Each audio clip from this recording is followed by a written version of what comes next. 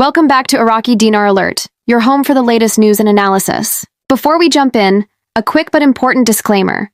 This video is for educational and informational purposes only.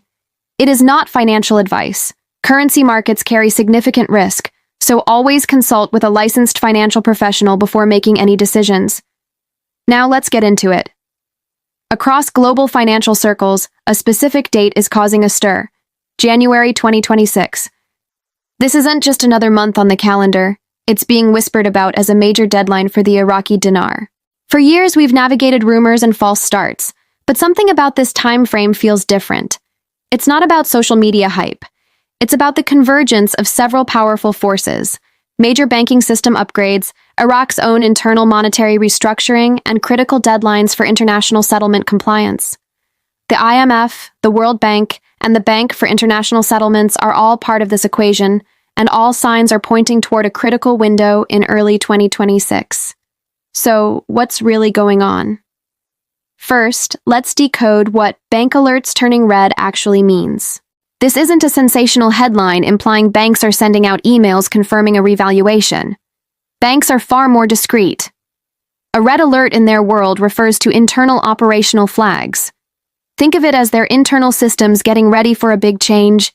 This includes running currency system stress tests, updating how they classify the liquidity of the dinar, and running readiness checks on their core banking software.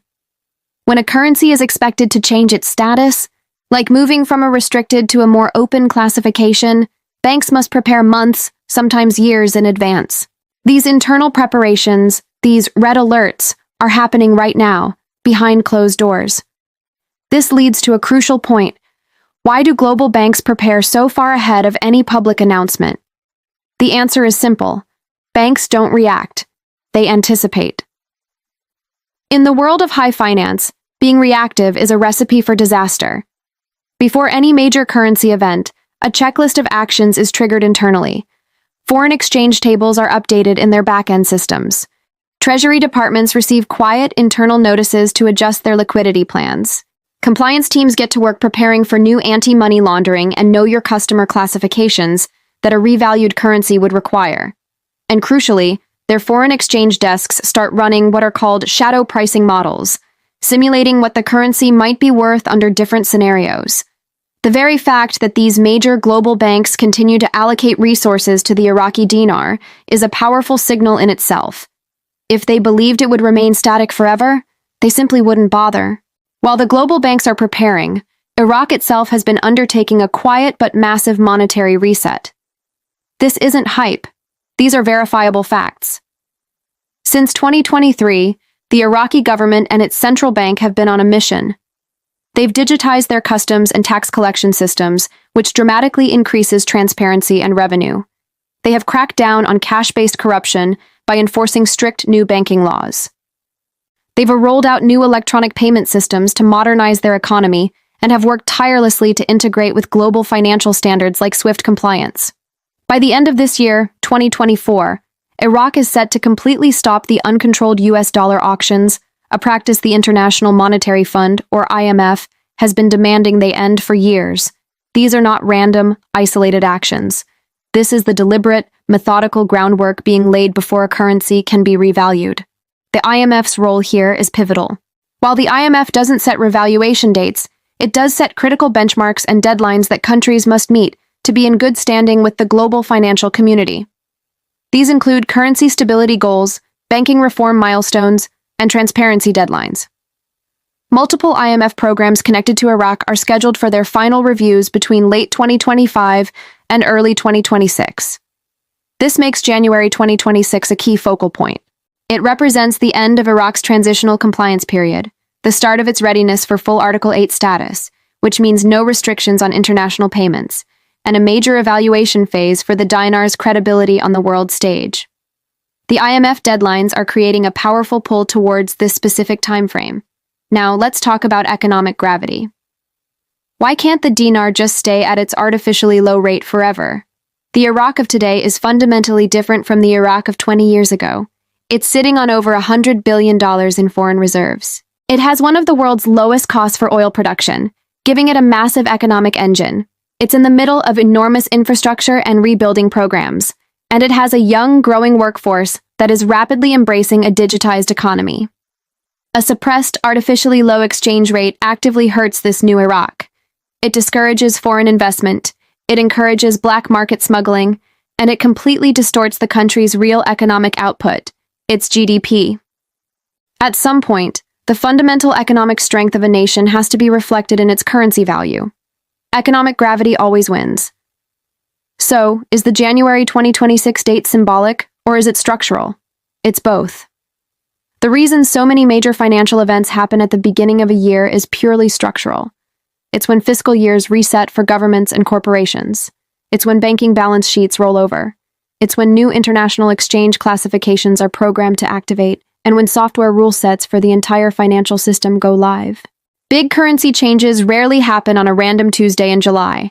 They are planned to coincide with these systemic rollovers to ensure a smooth transition. January is the perfect, logical time for such a shift. It's also essential we're clear about what revaluation really means, and just as importantly, what it does not mean. Let's bust some myths. A revaluation does not mean waking up one morning to a miraculous $3 rate. It does not mean instant automatic wealth for everyone holding dinar.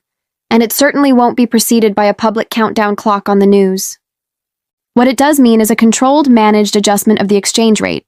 This could involve a gradual float or pegging the dinar to a basket of other currencies. It means a period of gradual market discovery as the currency finds its new, stable value. And it means the normalization of banking exchanges, where you can buy or sell dinar like any other major currency. Smart money isn't looking for a lottery ticket. It's looking for this directional shift toward normalization. And this brings us to a core truth. Bank behavior speaks much louder than flashy headlines. Think about what banks do before a major currency change. They don't suddenly deny the currency exists. They don't remove it from their internal systems. They certainly don't close off all pathways for future exchange. The Iraqi dinar remains listed, tracked, modeled, and updated within the core systems of the world's most powerful financial institutions. In the world of banking, this isn't silence of inaction. This is the silence of preparation. History gives us a fascinating lesson here. Just before the Kuwaiti dinar was normalized, just before the Vietnamese dong began its adjustments, and right before Eastern European currencies were repegged after the fall of the Soviet Union, what happened? Rumors exploded, and then, suddenly, there was silence. The chatter stopped. Why? Because when things get real, when the final preparations are underway, the insiders who are truly in the know stop talking. The period of quiet is often the most significant signal of all. So, instead of trying to guess a specific date, what should we be watching? We should be watching the signals. Pay close attention to any changes in the official language used by the Central Bank of Iraq. Read the fine print of the IMF's review reports. Watch for news of banking software updates from major providers like SWIFT. Look for shifts in how Forex platforms classify the dinar. And most importantly, analyze the exchange rate assumptions used in Iraq's own national budget. These are the data points that matter far more than any speculative headline. Deadlines have a powerful psychological and structural effect. They create pressure, they force alignment, and they trigger action. January 2026 isn't a magic number pulled from thin air. It's a convergence point where all these different timelines, Iraq's reforms, the bank's preparations, and the IMF's reviews, are set to intersect. And convergence points are what change systems. So, let's bring it all together. Why does this time feel different? It's not because a guru promised it. It's because for the first time, multiple independent systems are all aligned and pointing in the same direction. Iraq is structurally ready in a way it has never been before. Global banks are quietly preparing their systems for a change. The international deadlines are real and are fast approaching. And the silence from official channels is growing louder. This is how real financial shifts happen. Not with a bang, but with the quiet, methodical alignment of powerful forces. Whether January 2026 becomes the exact moment or simply the gateway to the final phase, one thing is now crystal clear. The Iraqi dinar is no longer a forgotten, sidelined currency. It is a watched currency. And in the world of global finance, watched currencies, eventually, always move. Thank you so much for watching. If you found this analysis helpful, Please hit that like button and be sure to subscribe for more updates. We'll see you in the next video.